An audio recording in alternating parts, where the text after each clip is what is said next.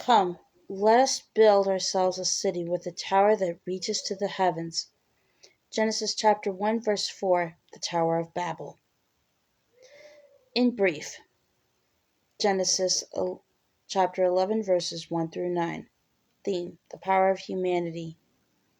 Setting, after the Great Flood, Shinar, Mesopotamia. Key figures.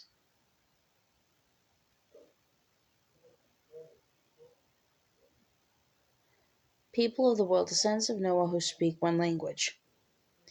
Genesis chapter 11 describes a large people journeying westward in a mass migration. They decide to settle in the land of Shinar, another name for Babylonia, after finding the Mesopotamian floodplain fertile. Although there is no stone with which to build a city, the people are technologically innovative and learn to create imposing structures using bricks and bitumen for mortar. They establish a great city and begin to build a ziggurat, a temple tower in the shape of a pyramid that reaches toward the heavens. Not surprisingly, they are proud of this achievement.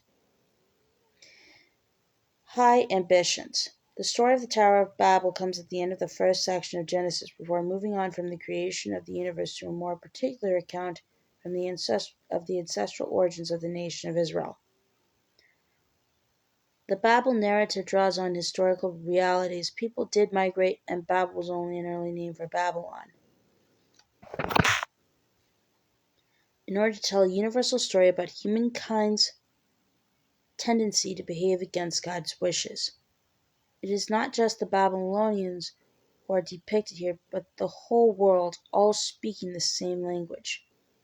After settling in Shinar, the people spread themselves on with two emphatic statements. Come, let's make bricks. Let's make bricks and bake them thoroughly. Come, let us build ourselves a city with a tower that reaches to the heavens, so that we may make a name for ourselves and not be scattered over the face of the whole earth. Genesis chapter 1 verse 4. Wary of what is happening among the people of Shinar, God visits the city and its tower. He sees that if the citizens of Babel continue to progress at this rate, nothing will be beyond them. Part of their power, he decides, lies in the fact that they all speak the same language. The sin of arrogance. Genesis does not explicitly state the reasons for God's disapproval, but among the options suggested by scholars is that the tower is an outward expression of the sin of human arrogance.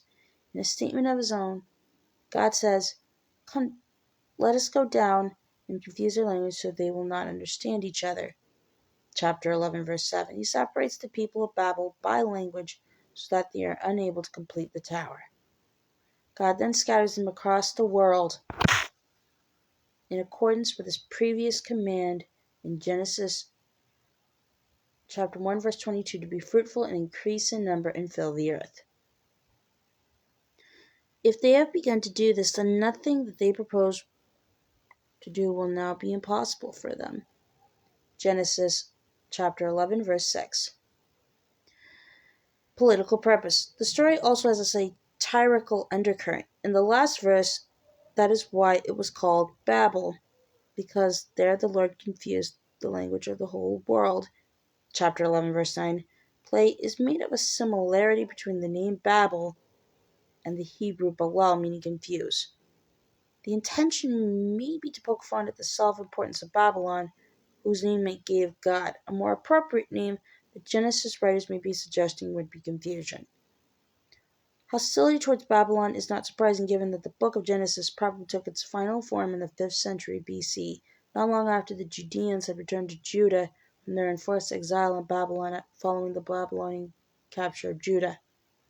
That experience, along with the Israelites' sufferings at the hands of other regional powers, may help explain the author's seeming preference for smaller scattered nations, each with its own language and territory, over the consolidation of power in a single imperial city. Gateways to heaven. Most Mesopotamian cities, including Babylon, had ziggurats, which rose from the surrounding plain like artificial mountains reaching up to the heavens. These temples were seen as gateways between the world of humans and the gods, an act of pride disliked by the God of the Israelites. They were built with brick, There was little or no stone in the Mesopotamian floodplain, solid mud brick cores and exteriors of fired brick. Sometimes their sites were landscaped, as is commonly depicted in images of the Hanging Gardens of Babylon.